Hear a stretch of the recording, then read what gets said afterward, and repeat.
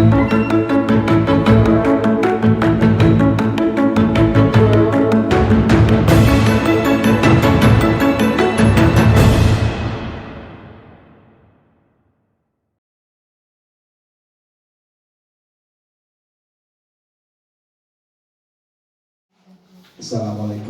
warahmatullahi wabarakatuh. Selamat pagi yang terhormat Ibu Fitria Istiqomah SPD, Guru SMP Negeri 2 Temanggung. Yang kami hormati Bapak Ibu Guru SMP Negeri 2 Candiroto 1 Atap. Pertama-tama marilah kita panjatkan puji syukur kepada Allah Subhanahu wa Ta'ala. Kita di pagi ini diberikan kesempatan emas, kesempatan yang sangat langka, yaitu tentang program CGP berbagi praktik baik. Yang kedua, saya ucapkan kepada Bu Fitri sekali lagi terima kasih telah meluangkan waktunya untuk kami dan memberikan ilmu-ilmu yang Anda dapat di calon guru penggerak di angkatan 9 tentang berbagi praktik baik, yaitu menyebarkan pemahaman penerapan budaya positif.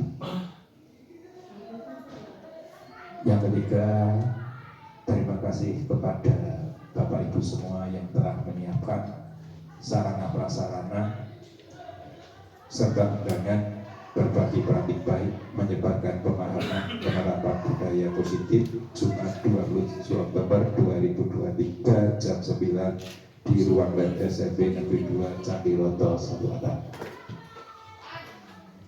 Keempat, dalam kegiatan ini saya selaku kepala sekolah berharap kegiatan ini kita kemas dalam model belajar, di mana belajar itulah yang mendukung pembelajaran kita ketika kita mengundang narasumber, ketika kita diseminasi, ketika kita memberikan materi kepada teman-teman, kita berbagi. Nah, disinilah kesempatan dalam komel ini, komunitas kita belajar saling berbagi tentang ilmu-ilmu yang kita miliki kepada teman-teman kita, baik itu secara dalam lingkup sekolah, narasumber yang datang maupun dari pihak-pihak luar yang berkompeten. Besar harapan saya pada pagi ini, ilmu yang kita dapatkan kita dapat aplikasikan di sekolah ini, karena dengan semangat bekerja sama kita dapat memajukan sekolah ini. Kita bisa saling menutup lini dibutuhkan untuk kemajuan sekolah serta prestasi sekolah yang menjadi lebih baik. Semangat kurikulum merdeka semoga tertular di kita, karena pada era sekarang ini dengan merdeka belajar, semua Bapak Ibu guru, baik itu kepala sekolah, guru, karyawan maupun orang tua adalah dalam satu kesatuan stakeholder, saling berbagi, saling bahu-membahu, saling membantu, saling bekerja sama. Sudah tidak eranya lagi kita untuk bekerja secara individu dan mengedepankan individualistik. Kolaborasi kita kedepankan untuk sebuah kegiatan dalam mencapai satu tujuan. Demikian pembukaan dari saya. Untuk acara kedua adalah nanti materi praktik baik, menyebarkan pemahaman penerapan budaya positif. Kepada Ibu Fitria Istiqomah SPD, waktu kami persilahkan. Assalamualaikum warahmatullahi wabarakatuh. Waalaikumsalam warahmatullahi wabarakatuh. Yang terhormat Pak Yusuf selaku Kepala SMP Negeri 2 Candiroto 1 Atap. Yang saya hormati Bapak Ibu Guru serta karyawan SMP Negeri 2 Candiroto 1 Atap.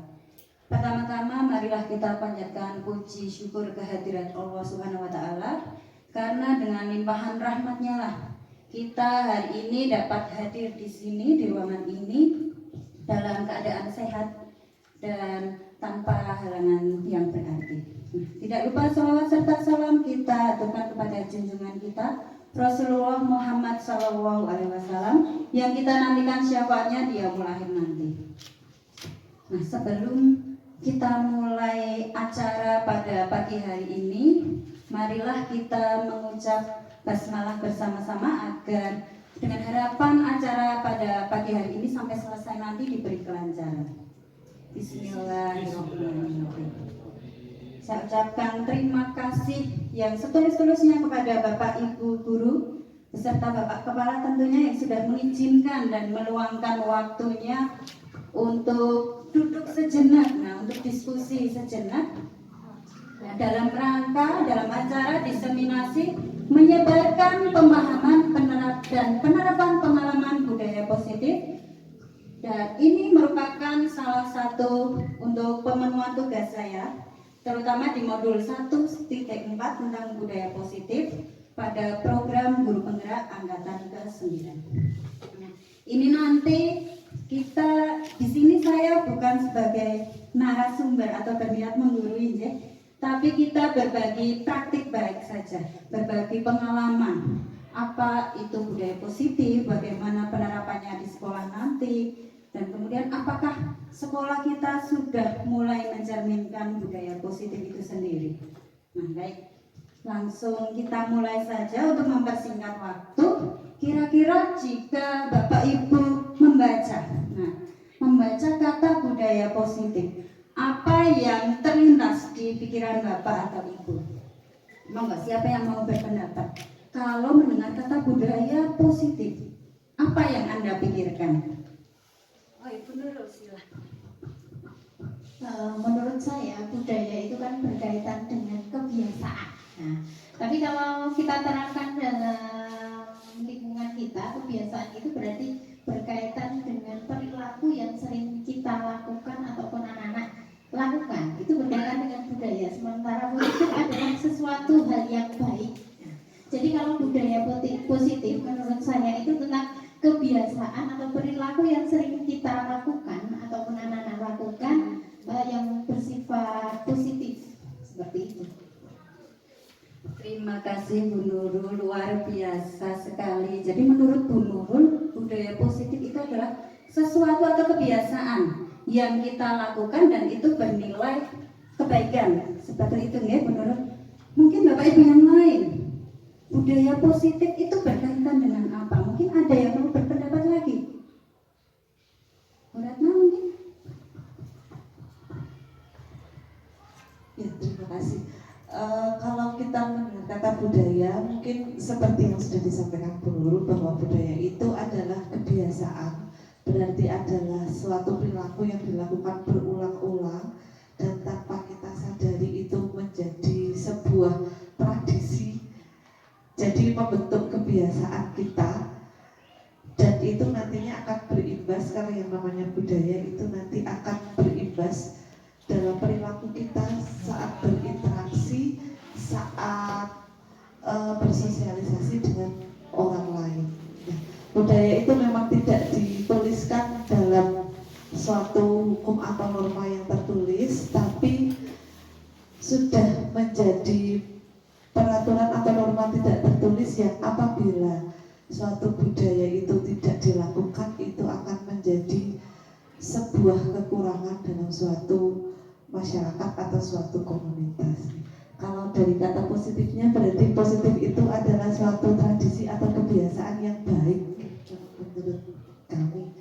Jadi budaya positif itu membentuk suatu kebiasaan baik dalam suatu komunitas, dan untuk membentuk suatu budaya karena harus dilakukan berulang-ulang, jadi memang membutuhkan waktu yang lama, membutuhkan kesadaran dari semua pihak yang terkait dalam suatu komunitas tersebut. Terima kasih. Terima kasih, luar biasa sekali pendapatnya Bu Ratna. Jadi budaya positif ini perlu tindakan yang berulang-ulang. Nah, kita untuk menumbuhkan kebiasaan baik itu tidak semudah membalikan telapak tangan ya Bapak Ibu. Jadi untuk menumbuhkan budaya positif ini memang diperlukan suatu kegiatan yang berulang, treatment yang berulang maupun yang berjenjang untuk menumbuhkan karakter-karakter baik bagi murid-murid kita. Untuk menumbuhkan budaya positif di lingkungan kelas kita, di sini ada konsep inti yang mendukung terbentuknya budaya positif di sebuah sekolah. Yang pertama ada disiplin positif, yang kedua nilai-nilai kebajikan, yang ketiga kebutuhan dasar manusia, yang keempat motivasi perilaku, kemudian ada posisi kontrol guru, kemudian yang kelima keyakinan kelas, dan yang terakhir segitiga restitusi. Nah, akan kita kupas tuntas satu persatu untuk konsep inti budaya positif ini. Sebelum kita masuk ke materi disiplin positif, nah Bapak Ibu di sini ada beberapa pertanyaan. Mari kita coba jawab. Pertanyaan yang pertama, apa yang Anda pikirkan tentang disiplin? Nah, kalau kita mengatakan kamu harus disiplin, disiplin itu yang bagaimana? Coba Pak Danar mungkin mau berpendapat. Ya, terima kasih atas waktunya. Kalau menurut saya disiplin adalah tanggung jawab terhadap waktunya masing-masing. Tanggung jawab. Berarti menurut Pak Danar disiplin adalah tanggung jawab terhadap waktu, berarti berhubungan dengan disiplin waktu. Nah, mungkin ada pendapat yang lain. Silakan. Apa yang Anda pikirkan tentang disiplin? Disiplin itu yang bagaimana?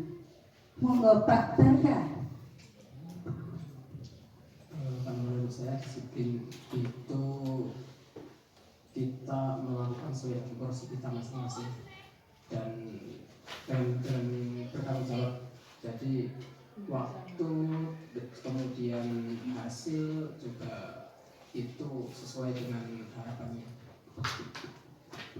Jadi disiplin menurut Pak Barga lebih kepada tanggung jawab, baik itu terhadap waktu maupun terhadap hasil, atau mungkin juga dengan prosesnya juga ya Pak. Nah, kemudian jika murid-murid kita tidak disiplin, kira-kira apa yang akan terjadi dalam sebuah sekolah? Monggo, siapa yang mau berpendapat? Kalau murid kita tidak disiplin, apa yang terjadi? Nah, di sekolah ini di SMP Negeri 2 Candiroto 1 Atap, apakah semua murid selalu disiplin? Belum. Kira-kira kalau murid-murid kita tidak mempunyai sikap yang disiplin, apa yang terjadi dalam sebuah sekolah? Bu Asih mungkin mau menyampaikan pendapatnya? Ya, sedikit saja. Kalau misalnya ada siswa atau siswi yang belum disiplin atau tidak disiplin, itu menurut saya kegiatan belajar mengajar itu belum kondusif. Selain itu, untuk kegiatan sekolah pun agak kurang terlaksana dengan baik, karena anak yang tidak disiplin itu bisa mengganggu anak-anak yang lain. Terima kasih Bu Asih. Berarti jika ada murid yang tidak disiplin itu artinya gangguan ya?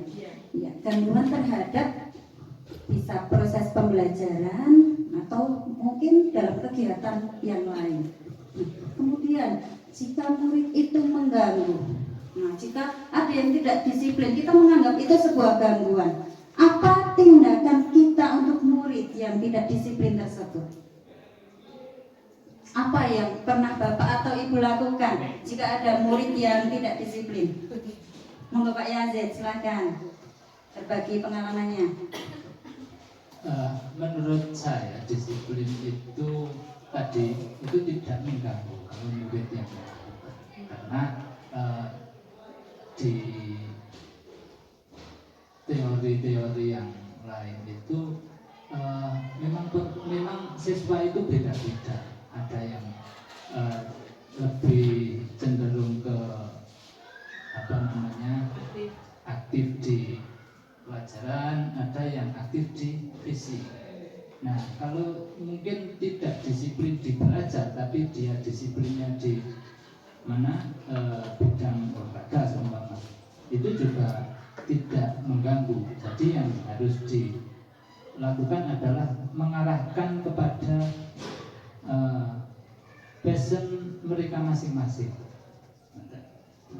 Jadi menurut Pak Yazid, disiplin ini bukan sesuatu yang mengganggu.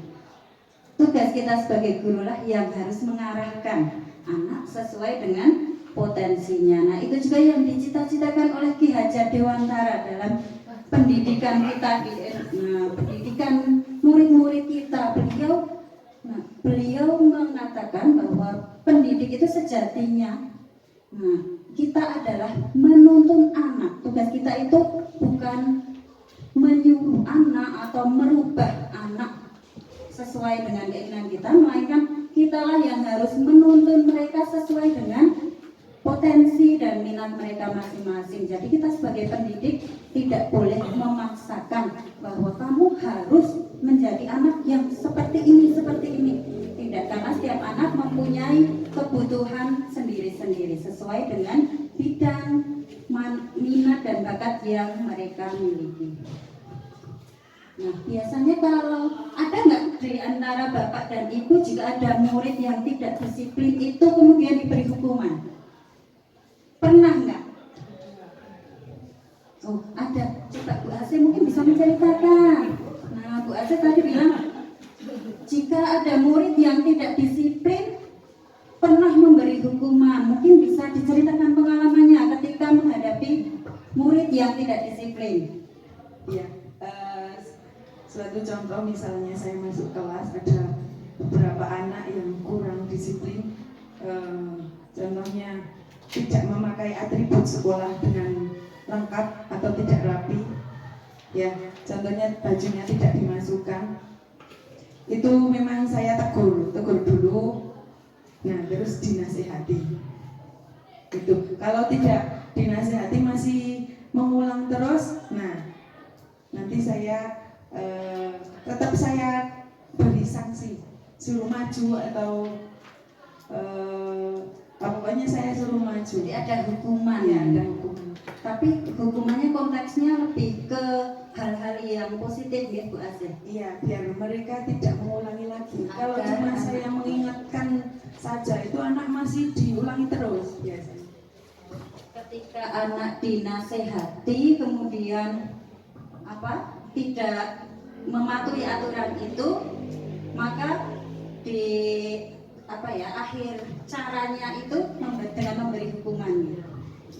Coba kira-kira efektif apa tidak? Nah, ketika guru itu, kita sebagai pendidik memberi sanksi atau hukuman pada anak, apakah cara tersebut efektif? Setelah tadi Bu Asih memberi hukuman, misalnya suruh maju ke depan kelas. Nah, apakah cara tersebut efektif? Apakah di hari berikutnya atau di pelajaran Bu Asih berikutnya anak itu tidak akan mengulangi perbuatan yang sama? Ada sebagian yang sudah tidak mengulangi lagi. Ada yang seperti biasa masih mengulangi lagi. Berarti hukuman yang diterapkan oleh Bu Asih itu belum tentu efektif untuk membuat siswa itu tidak melakukan kesalahan yang sama, seperti itu. Iya. Nah, Belum 100%. iya. Dan dengan cara pemberian hukuman tadi, kita sebagai guru, nah kita kan beranggapan bahwa kita dapat mengontrol murid itu untuk melakukan atau mengubah diri mereka melakukan hal-hal yang baik sesuai yang kita inginkan. Nah, di sini ternyata kontrol guru itu ada beberapa miskonsepsi tentang teori kontrol. Jadi, yang pertama adalah ilusi guru mengontrol murid.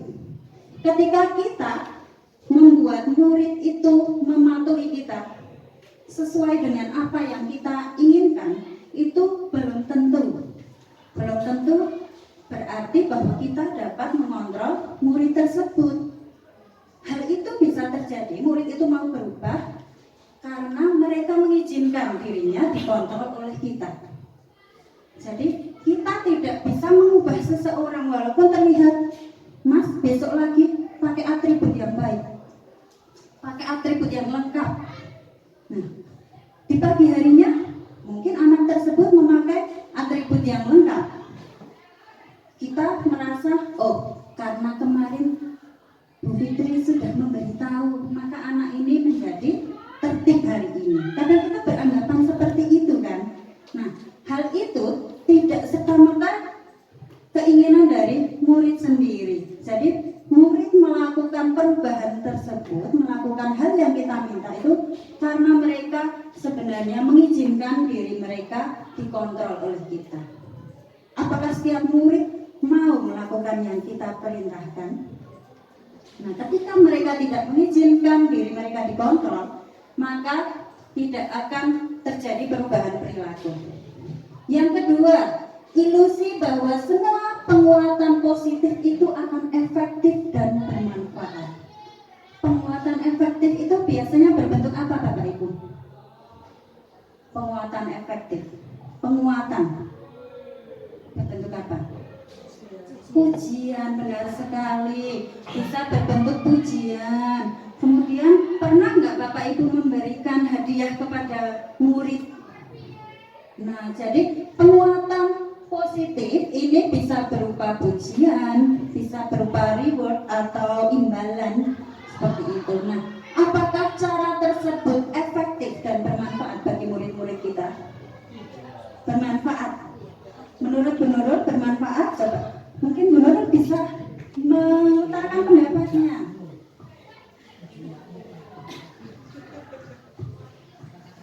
Terima kasih untuk kesempatan yang diberikan. Mungkin saya hanya sedikit memberikan pengalaman ya.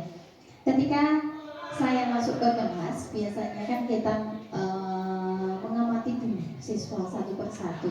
Di mana salah satu yang menjadi poin utama adalah seringkali untuk mendisiplinkan anak. Paling tidak kita lihat atributnya. Ada beberapa pertemuan. Yang pertama, ketika anak itu hanya diperingatkan untuk mengenakan atribut lengkap, itu dipakai, tapi setelahnya anak itu tidak memakai lagi. Suatu hari saya melakukannya dengan cara pagi masuk, kemudian menyapa anak-anak, kemudian saya hanya mengucapkan terima kasih untuk anak-anakku yang telah memakai atribut dengan lengkap.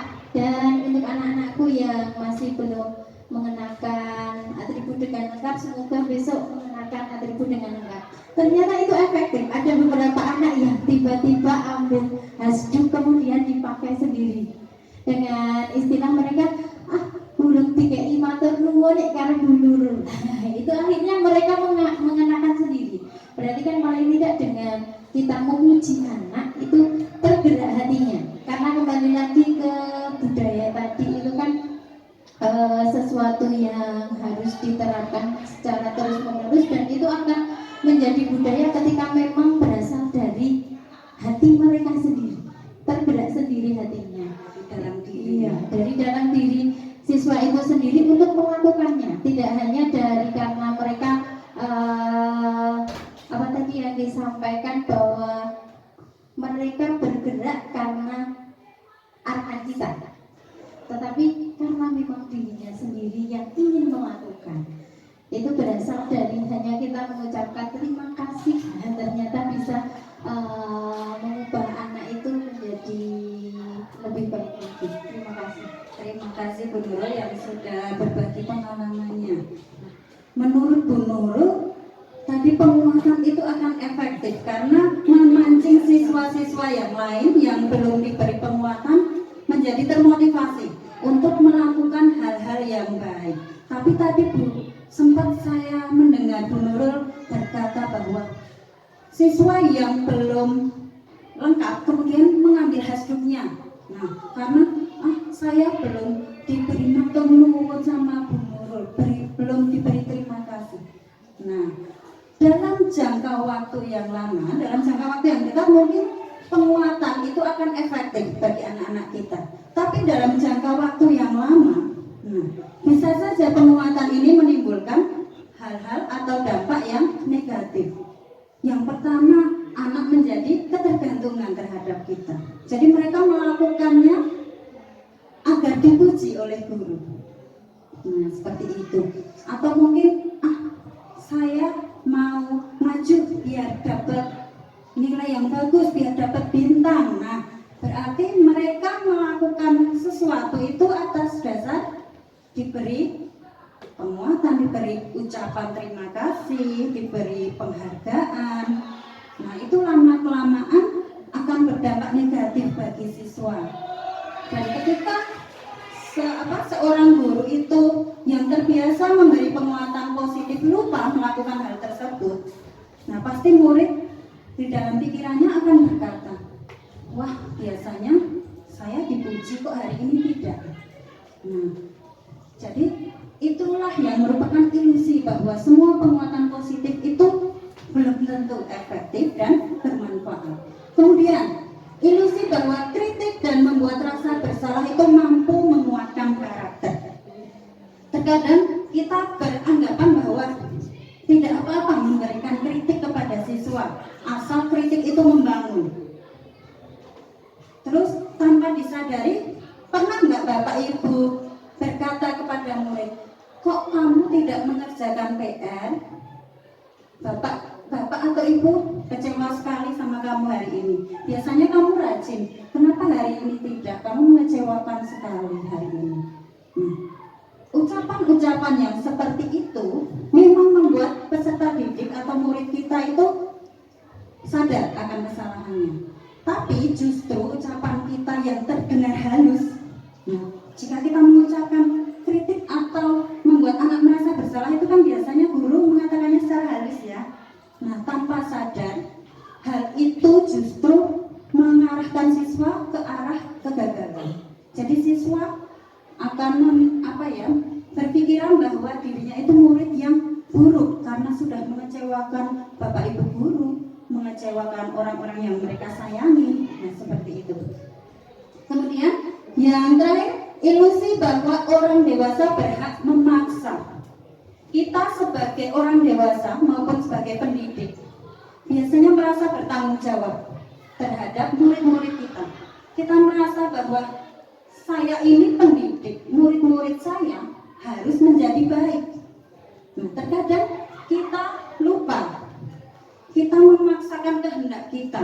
Kita lupa bahwa murid itu seperti yang dikatakan Pak Yazid tadi, mereka punya kebutuhan yang berbeda-beda. Kita tidak bisa memaksa semua murid harus baik seperti yang kita inginkan. Nah, dari miskonsepsi tentang teori kontrol ini, kita harus bisa merubah paradigma kita. Jadi kita harus bisa mengubah paradigma dari stimulus respon ke pendekatan teori kontrol, di mana pada stimulus respon itu kita menganggap kebutuhan semua anak itu sama. Nah, kita ubah bahwa kebutuhan setiap anak itu berbeda. Kita harus menyadari itu. Kemudian semua orang melihat hal yang sama.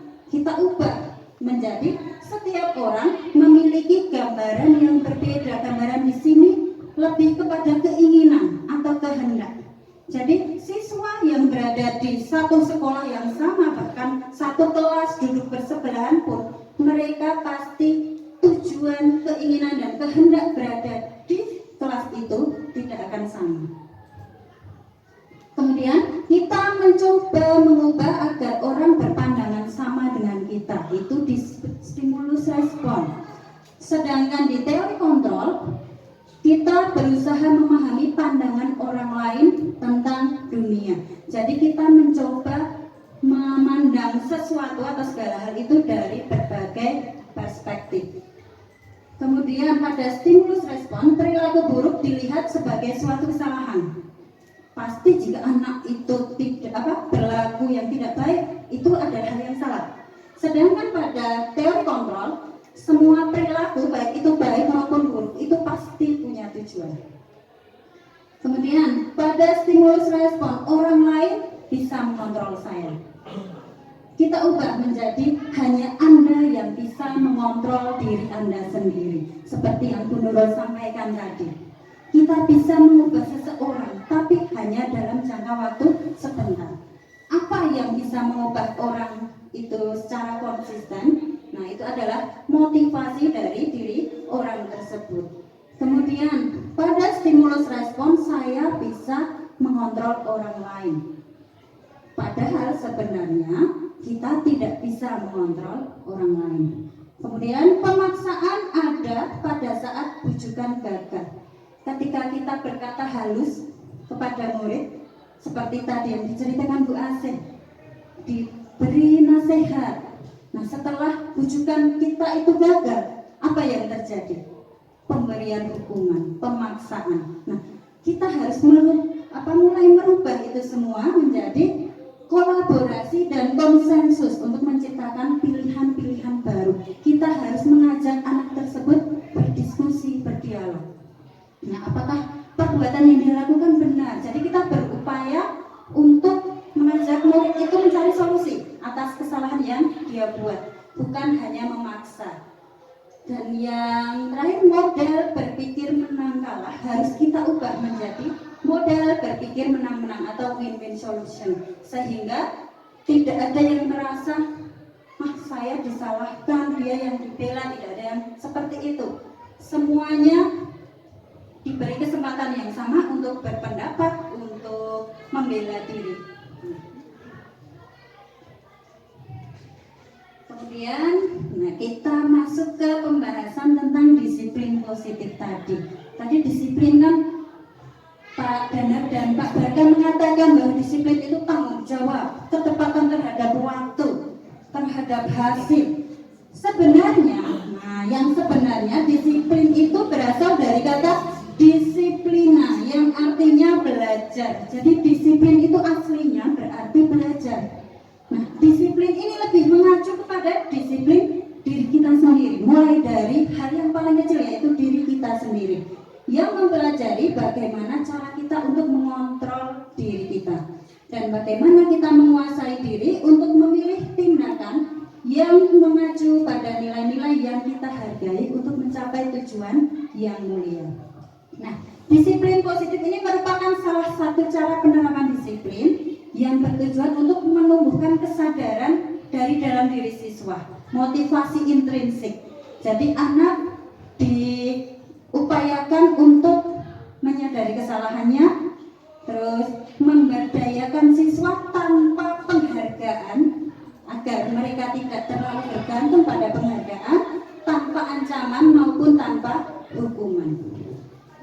Jadi dengan penerapan disiplin positif ini diharapkan kita dapat menciptakan anak-anak yang memiliki disiplin diri, sehingga mereka bisa berperilaku dengan mengacu pada nilai-nilai kebajikan universal.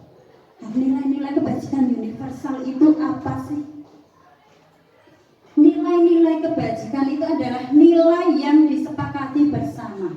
Nah, nilai-nilai ini terlepas dari perbedaan suku, bangsa, agama, bahasa. Jadi nilai yang disepakati tanpa embel-embel suku, agama, ataupun yang lainnya.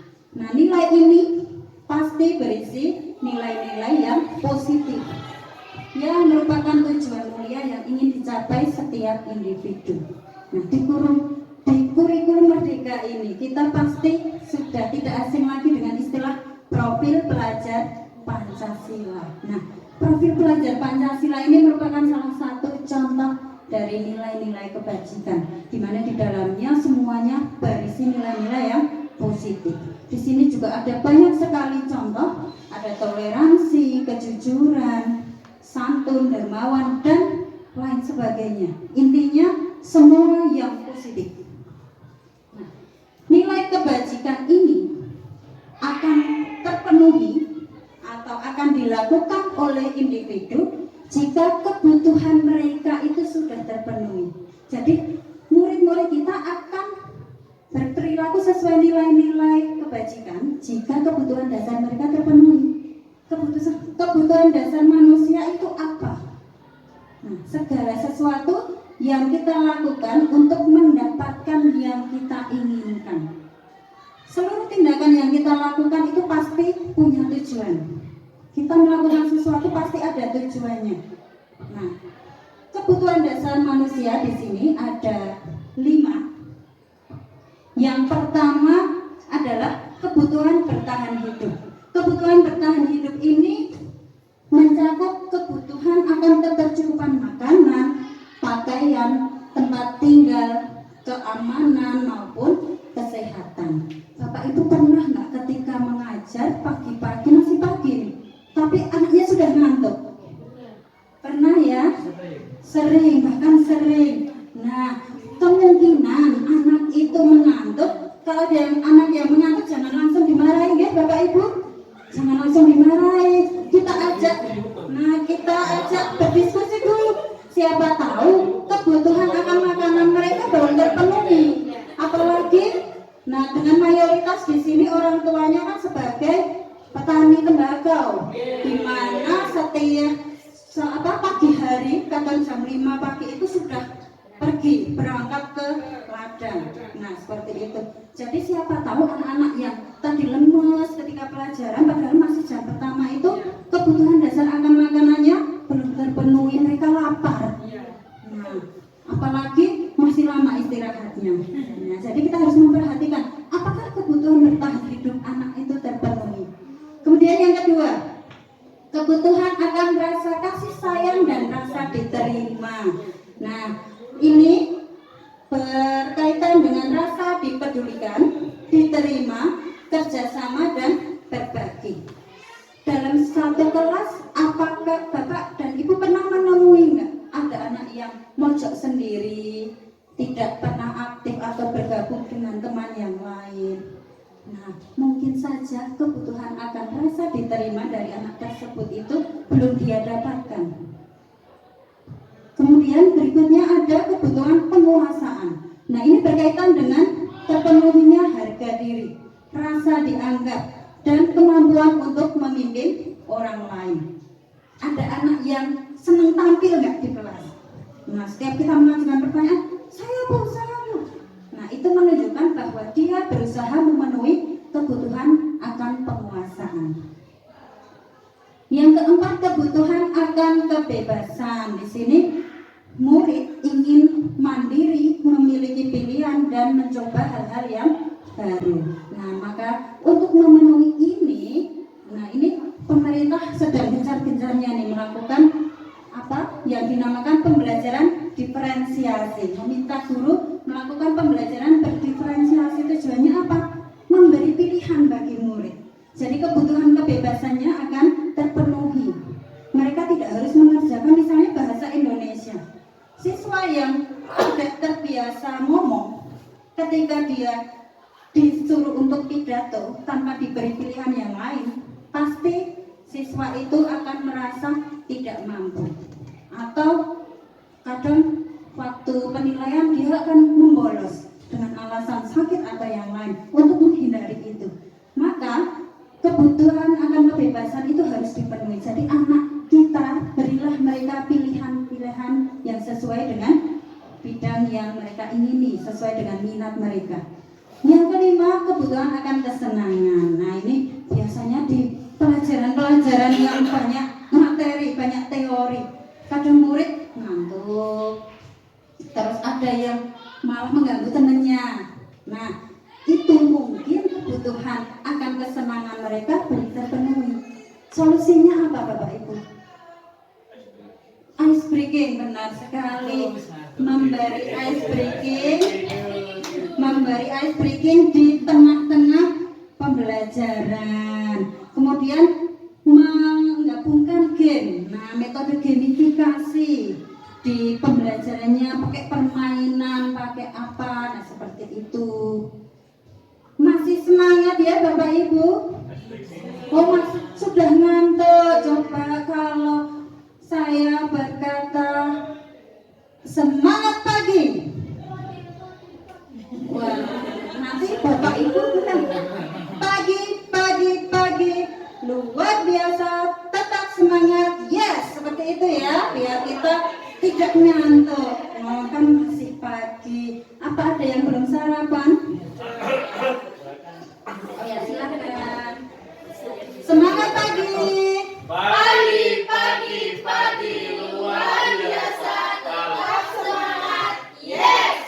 terima kasih. Semoga masih tetap terjaga semangatnya. Nah, Bapak dan Ibu, kebutuhan dasar yang tidak terpenuhi tadi itu kan akan menimbulkan perilaku-perilaku yang kadang tidak sesuai dengan keinginan kita.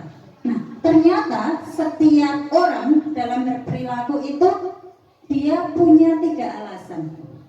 Alasan yang pertama adalah untuk menghindari ketidaknyamanan atau hukuman. Sekarang coba saya mau bertanya pada Bapak Ibu guru, apa yang mendasari Bapak Ibu semua datang bekerja ke sekolah sebelum jam 7 pagi?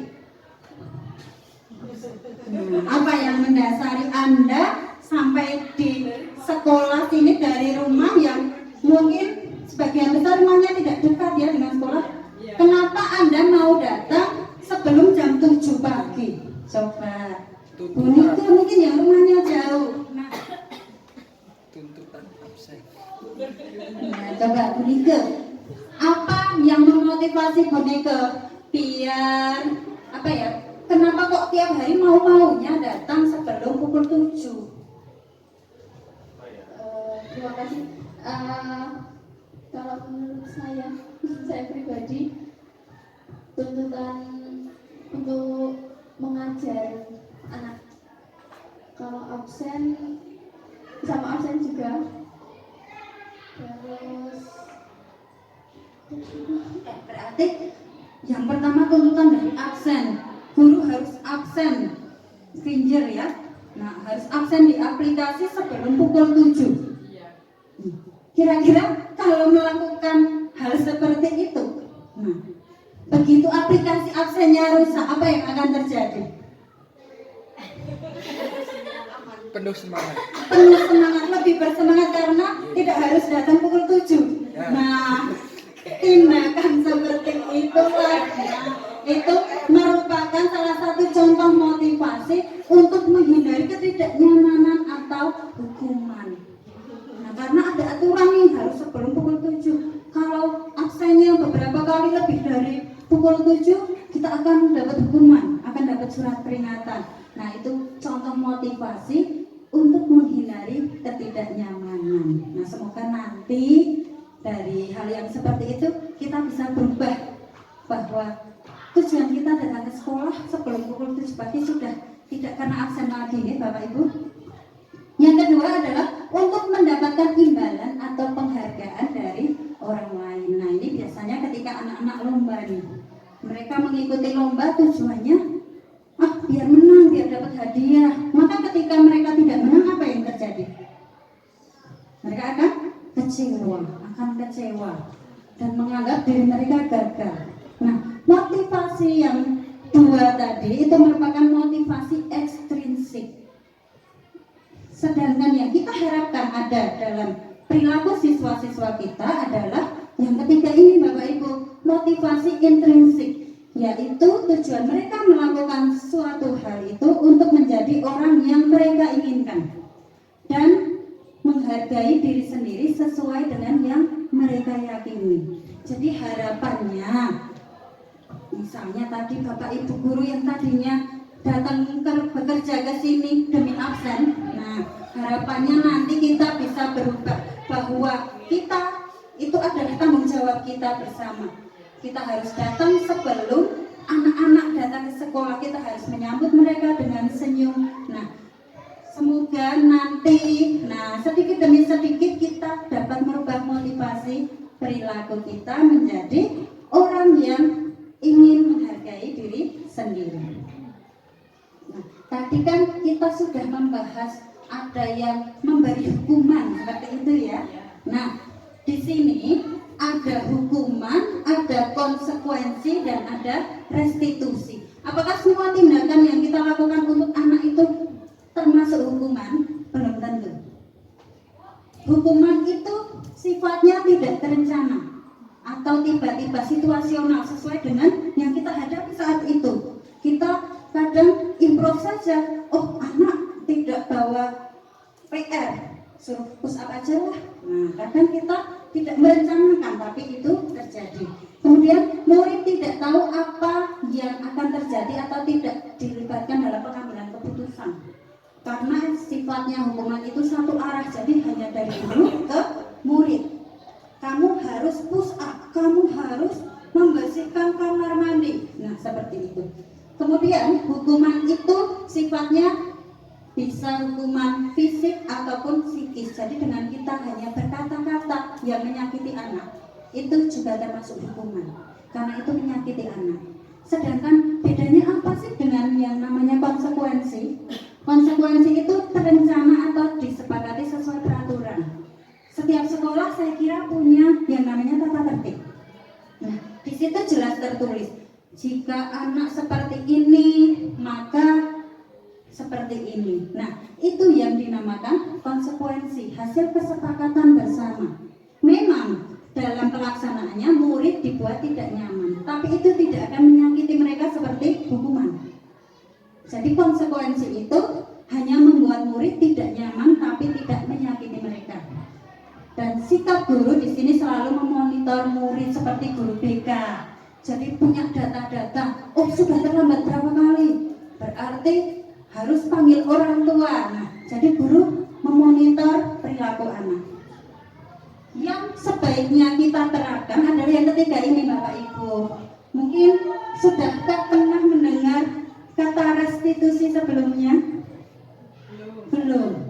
Restitusi ini proses menciptakan kondisi bagi murid untuk memperbaiki kesalahan mereka. Jadi kita tidak menghukum mereka, melainkan anak diajak untuk berdiskusi, mencari solusi atas permasalahan yang mereka buat.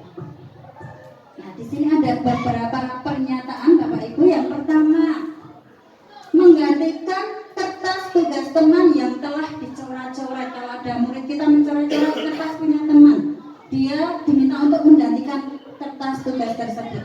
Kira-kira hukuman atau konsekuensi, Bapak Ibu? Hukuman atau konsekuensi? Coba kita cek. Itu adalah konsekuensi. Karena dia sudah mencoret-coret kertas milik teman, nah dia mengganti dengan yang baru. Kemudian pernyataan yang kedua, murid diminta push up 12 kali karena tidak mengerjakan PR. Hukuman. Coba kita cek. Iya, benar sekali, itu adalah hukuman. Kemudian yang ketiga, mencatat 100 kali dalam buku kalimat saya tidak akan terlambat lagi karena terlambat datang ke sekolah. Termasuk apa ini Bapak Ibu? Hukuman. Ya benar.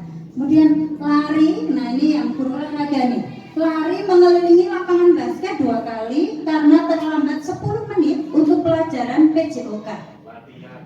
Menurut Pak Danar sebagai guru olahraga termasuk hukuman atau konsekuensi? Kalau anak-anak sepak bola itu latihan. Latihan. Hukuman atau konsekuensi? Konsekuensi. Konsekuensi. Iya, coba kita lihat. Benar sekali. Kalau lari ini diterapkan di pelajaran bahasa Indonesia.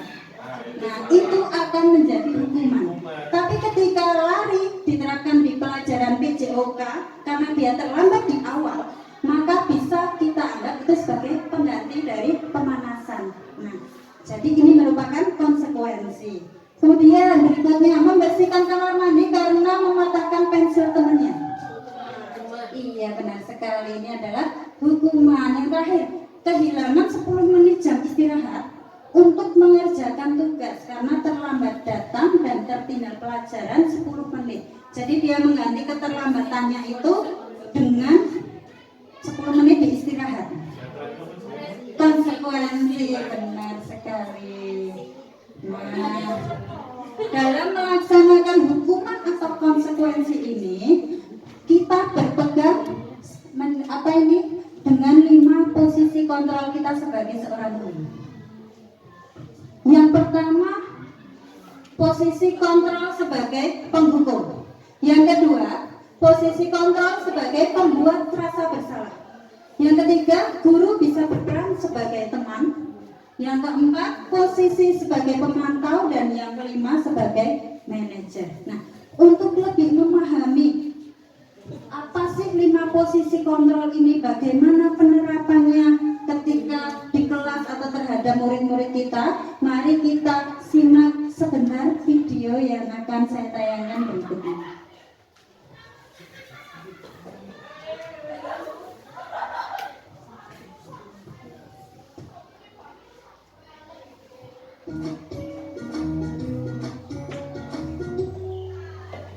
Salam bahagia Ibu dan Bapak guru hebat.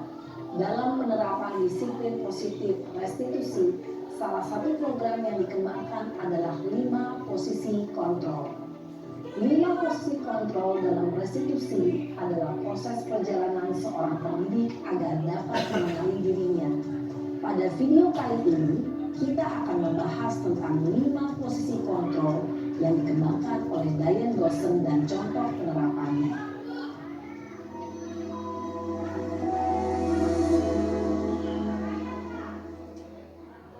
5 posisi kontrol itu adalah 1. Posisi penghukum, 2. Posisi pembuat merasa bersalah, 3. Posisi teman, 4. Posisi pemantau atau monitor, dan 5. Posisi manajer. Untuk lebih memahami kelima posisi tersebut, mari kita saksikan kasus Naren yang terlambat hadir 20 menit di sekolah dan melihat bagaimana kelima posisi kontrol dalam menghadapi masalah tersebut.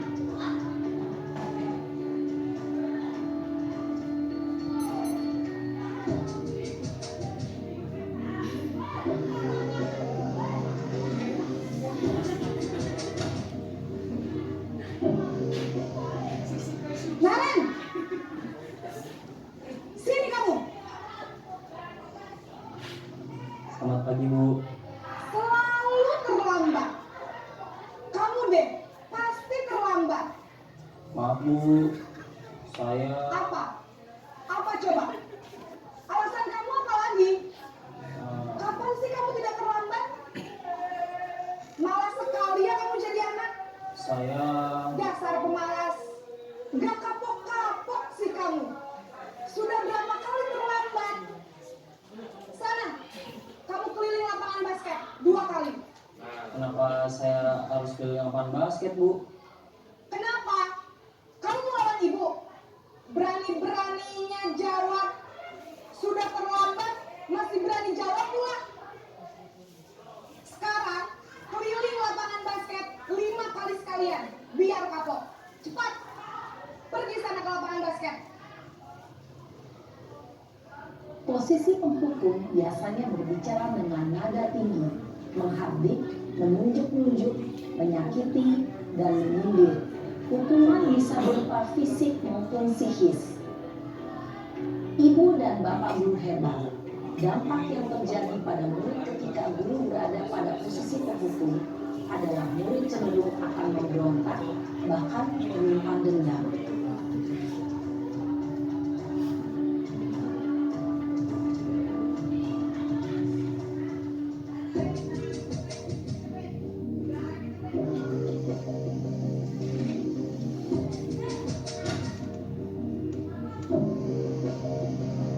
Naren,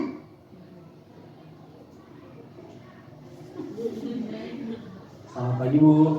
Naren. Kamu kenapa terlambat lagi, nak? Ya Tuhan, Naren. Kamu senang ya bikin ibu susah ya? Kalau kamu terlambat lagi, nanti ibu yang ditegur bapak kepala sekolah, nak. Disangka ibu tidak bisa membina kamu. Duh, gimana ini? Maaf, Bu. Duh, Gusti Naren. Kamu suka ya kalau ibu ditegur bapak kepala sekolah? Terus, sekarang ibu harus tulis apa ini di buku absen?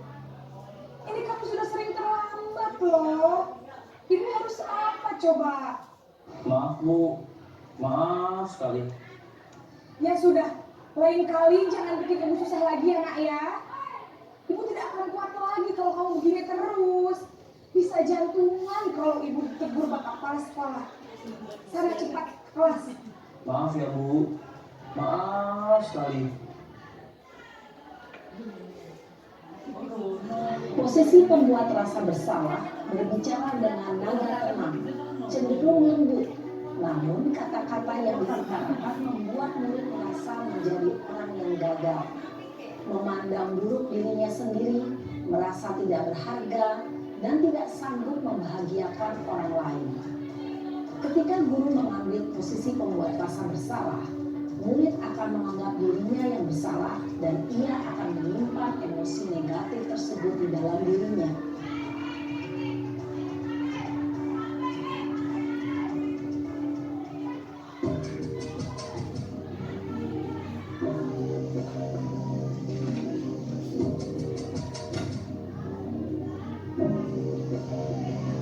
Naren,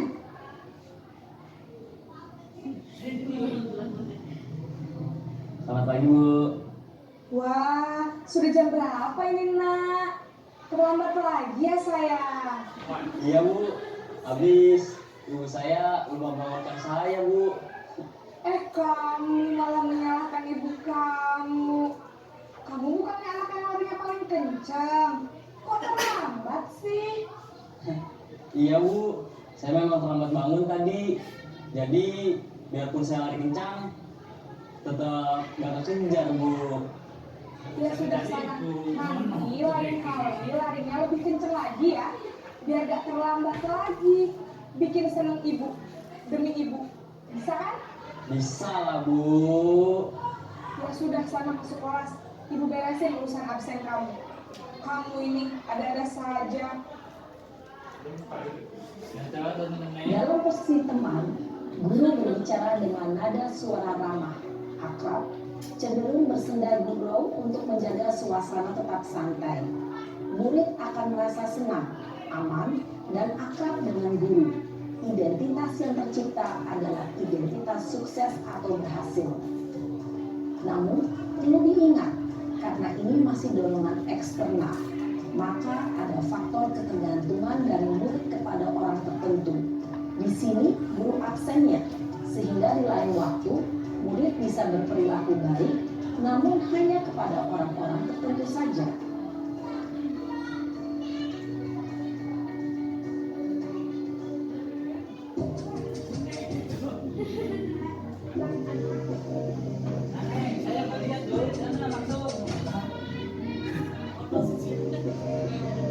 Naren!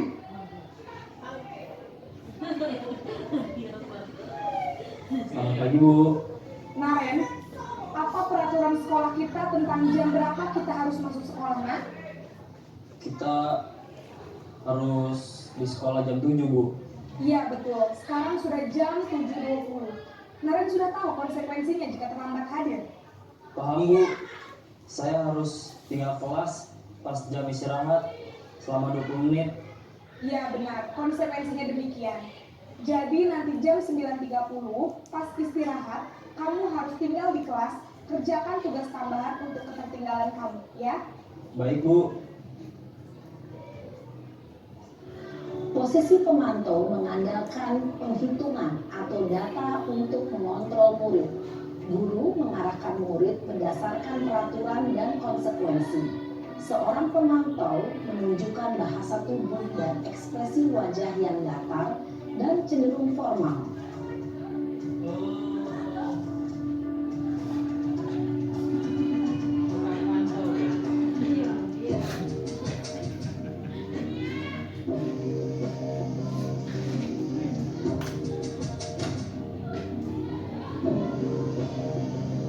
Naren!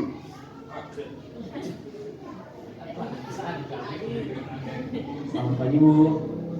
Selamat pagi Naren. Maaf Bu, saya terlambat. Iya, sekolah masuknya jam 7, sekarang sudah jam 7.20. Jadi sekarang bagaimana ini Naren? Maaf Bu, saya lupa setel alarm saya semalam. Baiklah, menurut kamu, keyakinan sekolah yang mana yang perlu kamu tingkatkan? Menghargai diri sendiri dan orang lain mungkin ya Bu. Setuju. Jadi, apakah Naren meyakini prinsip saling menghormati tersebut? Iya Bu, Saya meyakininya. Apakah Naren bersedia memperbaiki masalah keterlambatan ini? Bersedia, Bu.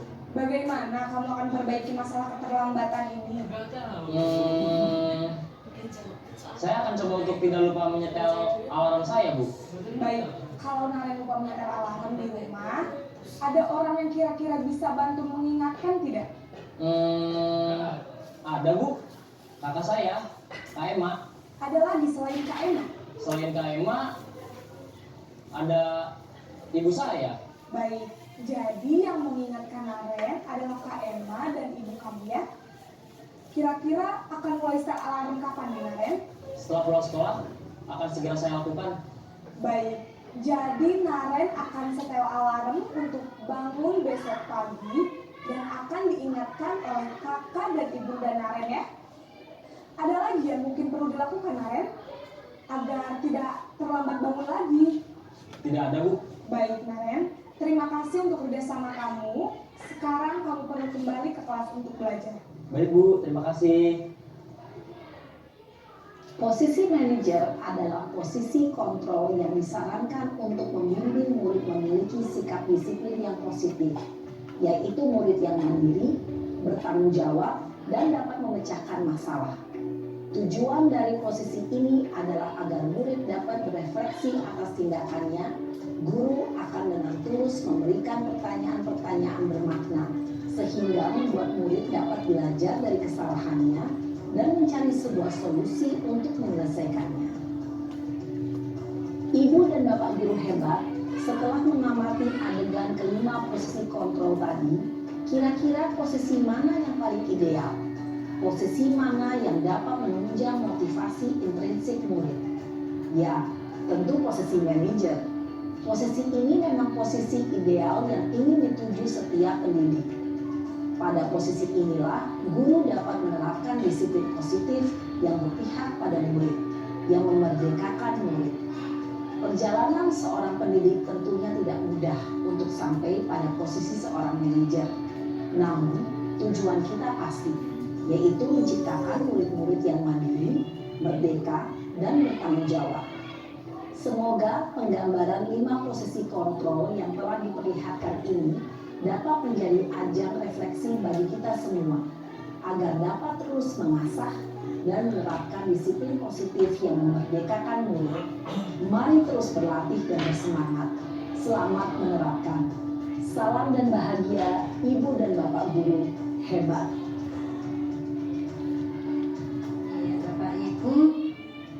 Kita sudah menyaksikan tayangan tentang gambaran bagaimana 5 posisi kontrol seorang guru. Nah, sekarang kita berbagi pengalaman ya Bapak Ibu. Apa posisi kontrol yang sudah Bapak Ibu terapkan, posisi yang mana saja? Atau mungkin sering diterapkan selama Bapak Ibu menjadi seorang pendidik? Mulai dari Pak Danar mungkin. Saya pernah menjadi satu dari 4 itu, tapi keseringan banyak sebagai penghukum dan monitor. Pak Danar sering menjadi sering mengambil posisi sebagai penghukum dan pemantau, ya, dan pemantau. Coba Bu Alia.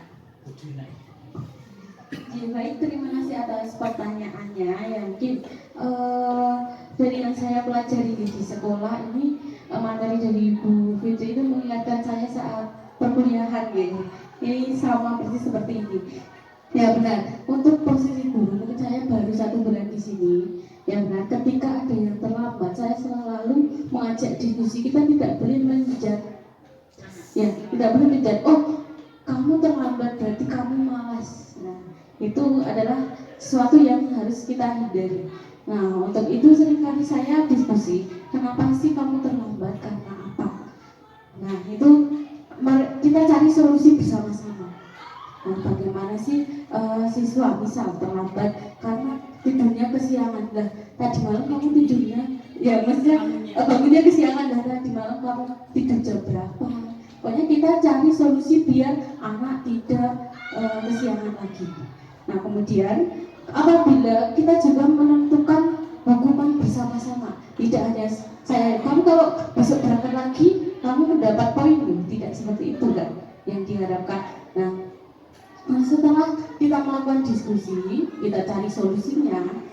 Kalau besok kamu seperti ini lagi, kira-kira hukuman apa yang akan kamu lakukan agar kamu itu juga tidak melakukan terlambat lagi gitu. Jadi perlunya diskusi antara guru dan murid, tidak untuk menjudge lagi ya, untuk tidak satu arah gitu. Ya, tidak satu arah untuk memberikan hukuman. Jadi perlu adanya diskusi mengenai solusi dan hukuman tersebut. Terima kasih Bu Alia. Nah, karena Bu Alia ini guru BK ya, tahu teorinya. Jadi Bu Alia lebih banyak berperan sebagai posisi seorang manajer. Nah, kalau Pak Yazid mungkin, coba Pak Yazid selama ini mengambil posisi kontrol sebagai apa seringnya Pak Yazid? Dalam satu waktu 5 posisi itu dilaksanakan sekaligus. Contohnya seperti apa? Teman, manajer juga nanti dia dihukum, dan terus ketika menjadi teman juga yang disampaikan membuat dia merasa salah, ya, terus juga dipantau. Jadi 5 halnya ini dilakukan dalam satu. Jadi mengambil 5 posisi kontrol dalam satu waktu. Iya. Nah, itu dinasihati dulu. Dinasihati dulu.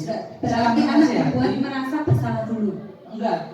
Kita tetap yang pertama itu sebagai teman. Oh, sebagai teman dulu. Teman, tapi temannya itu dalam memberikan nasihat itu juga menjadikan mereka merasa bersalah. Oh iya, iya. Nah, setelah dibuat mereka merasa bersalah, kita mengambil posisi manajer.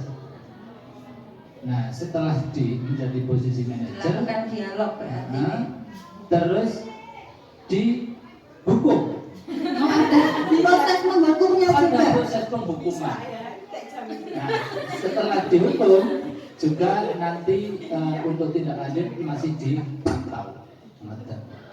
Monitor akhirnya. Jadi 5 posisi kontrol dalam satu kejadian. Luar biasa sekali. Tepuk tangan untuk Pak Yazid. Nah, beliau bisa berperan menjadi 5 posisi kontrol sekaligus. Padahal ketika kita mengambil posisi kontrol sebagai seorang manajer itu sudah tidak ada lagi hukuman Pak harusnya. Ya, harusnya tidak ada lagi yang namanya hukuman ataupun konsekuensi. Melainkan anak melakukan itu atas dasar solusi dari dia sendiri. Jadi dengan kerelaan hatinya, Bu, saya mau melakukan ini sebagai ganti atas perbuatan Itu kan tawar menawar. tawar menawar. Silahkan mau memilih apa. Dia kan rela. Anaknya memilih untuk hukum, berlari. dihukum, untuk berlari seperti itu. Pilihannya mau lari apa jongkok. Luar biasa Pak Yazid. Nah, nanti kita akan pelajari lebih lanjut lagi tentang posisi manajer. Bagaimana sih penerapan posisi manajer? Jadi dalam 5 posisi kontrol ini, kadang kita pasti pernah ya menjadi seorang yang posisinya penghukum, sebagai penghukum, bahkan mungkin sering tanpa kita sadari. Tiap ada anak melanggar suatu aturan atau tata tertib langsung kita hukum seperti itu. Tapi kadang juga kita merasa kalau sudah tidak mempan dengan hukuman, nah kita buat anak itu merasa bersalah. Kita buat anak merasa bersalah, merasa dirinya bukan anak yang baik, dia kecewa terhadap dirinya sendiri. Nah seperti itu, kadang tanpa disadari kita pernah melakukan itu. Yang ideal, yang diharapkan itu pendidik menjadi seorang manajer. Nah, di mana manajer, sebagai seorang manajer itu kita mengajak anak untuk berdiskusi seperti yang disampaikan Bu Alia tadi. Jadi ketika anak terlambat tidak langsung dijudge, oh kamu telat terus kebiasaannya itu, melainkan apa alasan anak itu terlambat. Kemudian bagaimana cara mengatasi agar dia tidak terlambat lagi, dan ide itu kita gali dari inisiatif anak sendiri. Jadi sehingga diharapkan dengan posisi manajer ini kita menumbuhkan motivasi dari dalam diri siswa agar tidak mengulangi perbuatan yang sama di lain waktu. Nah, ini contoh penerapan 5 posisi kontrol guru, Bapak Ibu. Kasusnya siswa tidak memakai atribut lengkap saat upacara bendera. Nah, ada guru yang menyuruh anak untuk hormat pada bendera selama 1 jam. Kira-kira posisi kontrol apa itu? Penghukum, benar sekali. Kemudian ada juga yang merespon, berapa kali ibu atau bapak harus memberitahu kamu selalu saja mengecewakan bapak atau ibu. Posisi apa respon guru yang seperti itu? Membuat rasa bersalah, benar sekali. Kemudian jika responnya, ayo dong ikuti aturan sekolah, tolong bantu ibu atau bapak ya sekali ini aja. Udah deh, nggak apa-apa, sekarang terlambat, tapi lain kali jangan diulang lagi ya. Nah, kita bertindak sebagai teman bagi murid kita. Kemudian ada yang merespon, kamu sudah melanggar peraturan sekolah, kamu tahu kan konsekuensinya. Nah, nanti setelah upacara silahkan melengkapi atributnya, belilah di koperasi dan jangan diulangi lagi. Posisi seperti apa itu? Nah, posisi sebagai pemantau, jadi dia mendasarkan suatu perilaku berdasarkan aturan dan konsekuensi. Nah, yang diharapkan kita dapat berperan sebagai posisi manajer. Respon yang diharapkan dari seorang pendidik adalah yang seperti ini, Bapak Ibu. Apa kamu tahu kesalahan kamu, nak? Kira-kira apa yang dapat kamu lakukan untuk memperbaiki kesalahan kamu? Jadi kita berupaya untuk menimbulkan motivasi dalam diri anak. Jadi anak melakukan suatu perubahan itu tidak didasarkan atas ketakutan, atas ancaman, atas hukuman, pujian, dan lain sebagainya yang mana itu berasal dari luar. Jadi kita harapkan anak itu akan tumbuh motivasi dari dalam dirinya sendiri. Nah, dalam mewujudkan budaya positif di sekolah, ini tidak lepas dengan yang namanya keyakinan kelas. Bapak Ibu sudahkah menerapkan keyakinan kelas di kelas masing-masing? Sudahkah pernah membuat keyakinan kelas bersama anak-anak? Sudah ada? Oh, kesepakatan kelas. Kesepakatan kelas. Apakah kesepakatan sama dengan keyakinan kelas? Yang diterapkan Bapak Ibu selama ini apa? Oh, pernah membuat kesepakatan.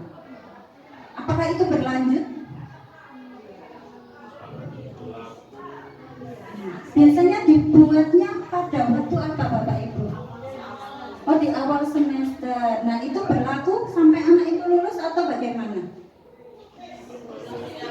Oh, diperbarui lagi tiap semester. Nah, di sini. Kenapa kita sebut sebagai keyakinan kelas? Kenapa bukan peraturan kelas?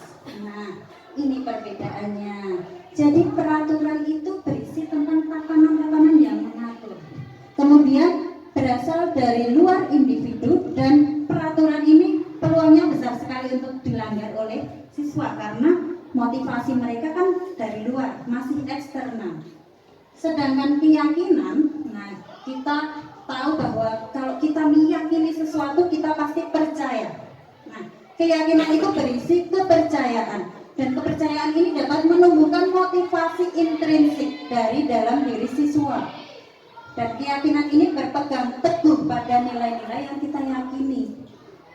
Kemudian dengan adanya keyakinan, murid lebih tergerak dan bersemangat karena timbul dari dalam dirinya, tidak terpengaruh orang lain, maka mereka akan lebih bersemangat lagi, akan tergerak. Nah, sesuai dengan semboyan guru penggerak ya, tergerak. Nah, kita tergerak dulu, kemudian kita bergerak melakukan sesuatu, dan kita akan bisa menggerakkan orang lain. Kalau kita sebagai pendidik ya kita bisa menggerakkan murid-murid kita. Nah, dengan keyakinan ini karena mereka percaya maka mereka tidak akan merasa bahwa mereka itu diatur. Kalau siswa tidak merasa diatur maka mereka akan dengan ikhlas merubah dirinya menjadi yang lebih baik lagi, berperilaku baik karena itu muncul dari kesadaran diri. Nah, pembentukan keyakinan kelas ini, keyakinan kelas memang berisi kesepakatan-kesepakatan. Jadi kalau tadi Bapak Ibu guru sudah membuat kesepakatan kelas, nah kesepakatan itu diubah menjadi keyakinan kelas. Nah, dalam membentuk keyakinan kelas ada beberapa prinsip. Di sini ada keyakinan kelas itu bersifat abstrak, kemudian berupa pernyataan universal yang tidak menyangkut suatu agama atau golongan tertentu. Kemudian dibuat dalam pernyataan yang positif. Terus sedikit saja Bapak Ibu, keyakinan kelas itu tidak perlu satu lembar penuh, tidak perlu, mungkin 3-7 poin saja, sedikit agar mudah diingat oleh anak-anak kita. Jadi dan dalam pembuatan keyakinan kelas diupayakan sesuai dengan kondisi di sekolah dan semua warga diajak untuk membuat keyakinan kelas. Nah, ini langkah-langkahnya. Nah, itu juga keyakinan kelas itu nanti untuk mendukung tercapainya visi dan misi sekolah. Keyakinan kelas itu seperti visi misi dari kelas. Seperti visi dari kelas yang mendukung terciptanya visi sekolah. Nah, tercapainya visi sekolah. Nah, ini langkah-langkah membuat keyakinan kelas. Yang pertama, tanyakan pada murid, kelas seperti apa sih yang mereka inginkan? Gali ide-ide mereka. Kalian pengen kelas kita seperti apa? Nah, atau peraturan apa yang kalian harapkan ada di kelas ini? Misalnya, Bu tidak boleh mengejek teman dengan nama ayah. Itu kan sering sekali ya, anak-anak kita saling mengejek menggunakan nama ayahnya. Nah, kemudian minta murid untuk menuliskannya. Bisa langsung di papan tulis, bisa dengan cara kita bagikan kertas kecil itu Bapak Ibu, sticky note itu. Nah, kemudian kertas-kertas itu mintalah murid untuk menempelkannya di depan. Lalu kita pilah dan ubah peraturan tersebut menjadi kalimat yang lebih positif. Nah, kalau tadi ada murid yang menuliskan misalnya tidak boleh mengejek teman, maka kalau diubah menjadi kalimat positif seperti apa Bu Nurul? Yang berbahasa Indonesia mungkin.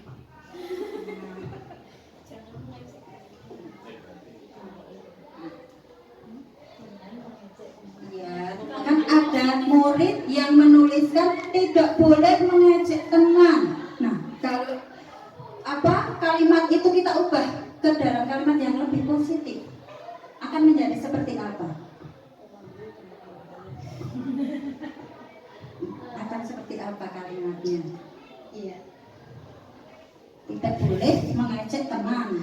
Ada kata tidak boleh itu kan memang sudah mulai rasanya negatif. Iya. Maka itu jangan saya jadi bilang jangan Pak. Memang kata-kata itu harus dihilangkan, dimana mungkin kita buat kalimatnya dengan kata kalimat menghargai teman seperti itu ya. Menghargai teman baik secara perilaku maupun secara verbal. Gitu. Jadi kalimat tidak boleh mengejek teman kita ubah bentuk positifnya menjadi menghargai orang lain, menghargai teman. Nah, ketika anak membaca kalimat negatif itu kan biasanya ada kata tidak itu kan konotasinya lebih ke pemaksaan ya. Nah, maka kita ubah kalimat-kalimat yang ada kata-kata tidak atau jangan itu menjadi kalimat yang lebih positif. Setelah kita ubah, maka kita sarikan aturan-aturan itu menjadi nilai-nilai kebajikan universal. Seperti tadi, nilai kebajikannya adalah menghargai teman. Nah, seperti itu. Lalu, nilai-nilai yang menjadi kesepakatan kelas itu tadi kita kumpulkan jadi satu dan kita percayai itu menjadi sebuah keyakinan kelas. Nah, keyakinan kelas yang sudah terbentuk itu tadi, mintalah kepada murid kita untuk menuliskannya dengan bagus. Bisa melalui Canva. Saya rasa perkembangan IT di anak-anak kita sudah sangat luar biasa. Nah, bisa meminta mereka menggunakan Canva atau mungkin yang kreatif menggunakan kertas karton yang besar itu dihias-hias, lalu tempelkanlah keyakinan yang sudah disepakati tadi di dinding kelas agar mudah dibaca, mudah diingat dan mudah dilakukan, dipercayai, diyakini. Kemudian mintalah semua siswa untuk menandatangani keyakinan kelas tersebut sebagai bentuk kesepakatan. Nah, mungkin nanti di semester berikutnya Bapak Ibu bisa praktek bagaimana kita membuat keyakinan kelas. Nah, tadi ada hukuman, ada konsekuensi. Nah, sekarang ada juga restitusi. Restitusi itu apa sih? Restitusi adalah proses menciptakan kondisi bagi murid untuk memperbaiki kesalahan mereka, sehingga mereka dapat kembali ke kelompok mereka atau ke kelas mereka dengan karakter yang lebih kuat. Restitusi ini juga merupakan proses kolaboratif yang mengajarkan murid untuk mencari solusi masalah mereka dan membantu murid berpikir tentang orang seperti apa yang mereka inginkan. Mereka ingin menjadi apa di masa depan. Bagaimana mereka harus memperlakukan orang lain. Nah, dalam proses restitusi ini ada 3 tahapan. Yang pertama adalah menstabilkan identitas. Yang kedua, validasi tindakan yang salah, dan tahapan terakhir adalah menanyakan keyakinan. Kan kita diharapkan sudah membuat keyakinan kelas. Keyakinan kelas itu bisa dibuat oleh wali kelas, bisa juga oleh guru mata pelajaran yang itu berlaku di mata pelajaran tertentu. Misalnya seperti saya memperbolehkan murid-murid saya untuk minum, tentunya dengan izin selama pelajaran berlangsung. Tapi ada juga guru yang melarang anak untuk minum karena merasa itu tidak menghargai. Nah, jadi setiap guru mempunyai keyakinan masing-masing. Jadi bisa saja kita membuat keyakinan kelas sesuai dengan mata pelajaran yang kita ampu, tidak harus sebagai wali kelas ya. Nah, penerapan segitiga restitusi ini ada 3 tahap. Yang pertama, menstabilkan identitas.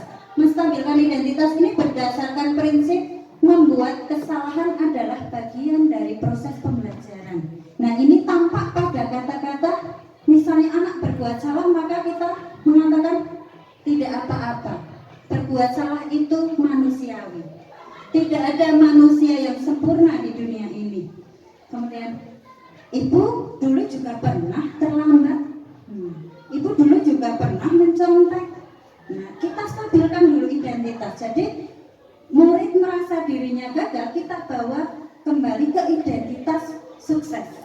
Dari gagal kita ubah ke identitas sukses dengan cara menstabilkan identitas mereka setelah mereka melakukan kesalahan. Lalu setelah identitasnya distabilkan, baru kita validasi tindakan mereka berdasarkan prinsip yang diyakininya. Nah, ini biasanya ada kata-kata, kok kamu terlambat, pasti punya alasan kan? Nah, Budi, kenapa kamu tadi marah-marah? Apa yang terjadi? Coba ceritakan. Nah, dia akan bercerita tentang perbuatannya. Kemudian diharapkan murid ini akan menyadari bahwa apa yang mereka lakukan itu salah.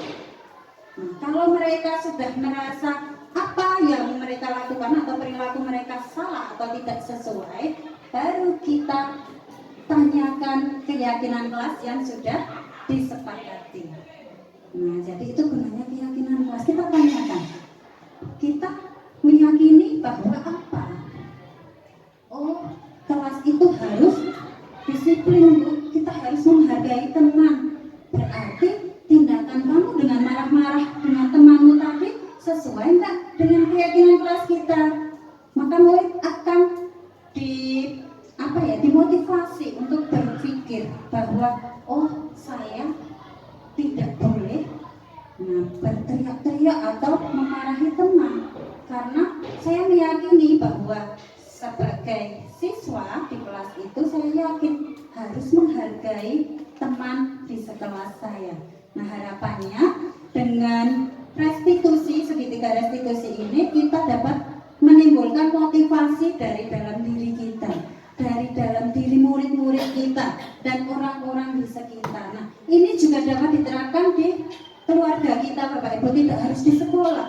Di keluarga kita pun kita upayakan kita memegang kontrol sebagai manajer dan melakukan segitiga restitusi. Jika anak kita melakukan sebuah kesalahan atau perilaku yang tidak sesuai dengan keyakinan kita. Nah, ini yang pernah saya lakukan di SMP 2 ya, Bapak Ibu. Ini contohnya saya menerapkan segitiga restitusi. Selamat siang, silakan duduk saja. Untuk membicara sebentar ya, Ibu. Itu dapat laporan dari guru BK, katanya akhir-akhir ini kamu sering terlambat. Iya. Sudah berapa kali kamu terlambat?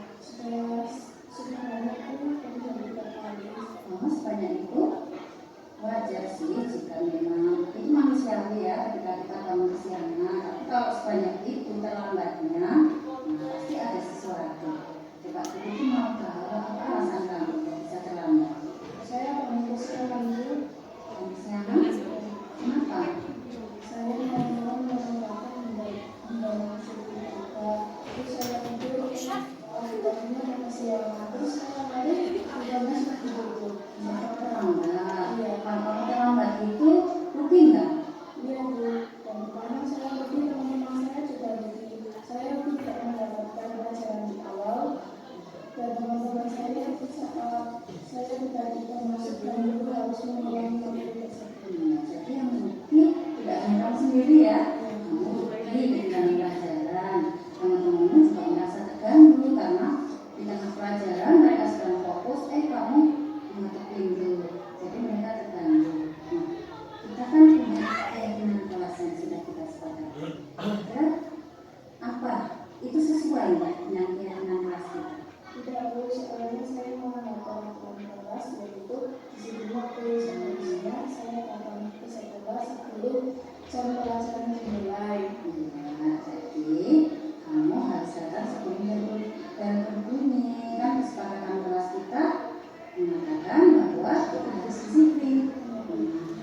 Terus apa yang akan kamu lakukan selanjutnya agar tidak terlambat lagi? Besok-besok saya akan menggunakan HP, meminta orang tua mengingatkan saya saat saya akan terlambat, dan saya akan tidak menonton misalkan kendaraan umum. Menonton drakor itu boleh-boleh saja, di asal waktu dan tidak setiap hari. Kan tugas kita tetap belajar kan? Jadi besok lagi silakan HP-nya digunakan untuk alarm. Kemudian untuk orang tua juga, kemudian diminta untuk membangunkan kalau sudah akan subuh.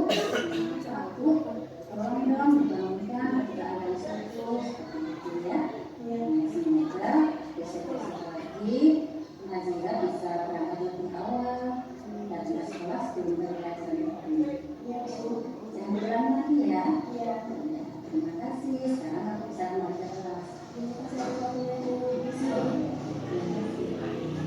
Bapak Ibu, ini adalah salah satu contoh penerapan segitiga restitusi yang pernah saya lakukan untuk mengatasi siswa yang terlambat masuk ke sekolah.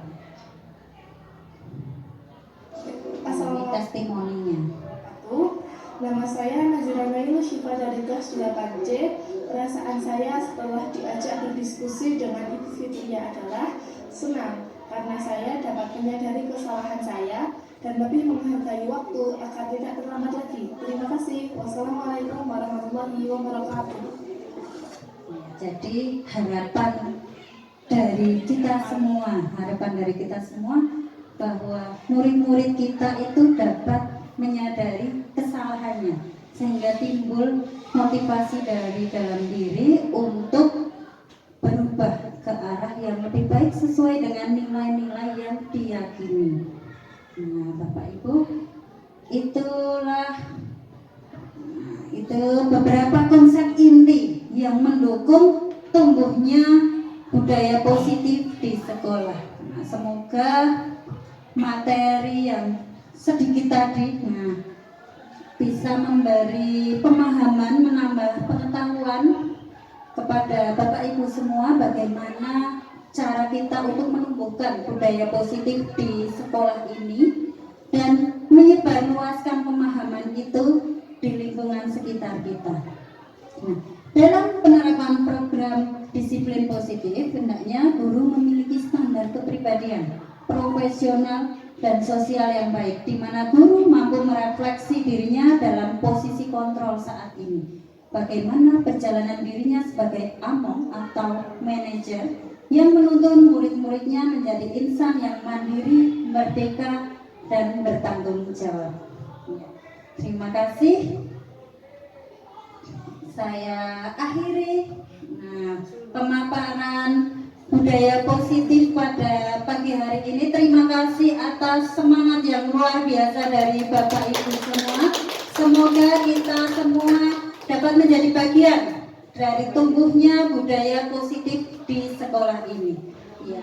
Kemudian sebelum tutup, saya memohon maaf jika ada salah-salah kata dalam penyampaian tadi, atau mungkin ada pendapat saya yang menyinggung atau tidak sesuai dengan Bapak atau Ibu semua. Saya akhiri. Wassalamualaikum warahmatullahi wabarakatuh. Salam guru penggerak, tergerak, bergerak, dan menggerakkan. Terima kasih.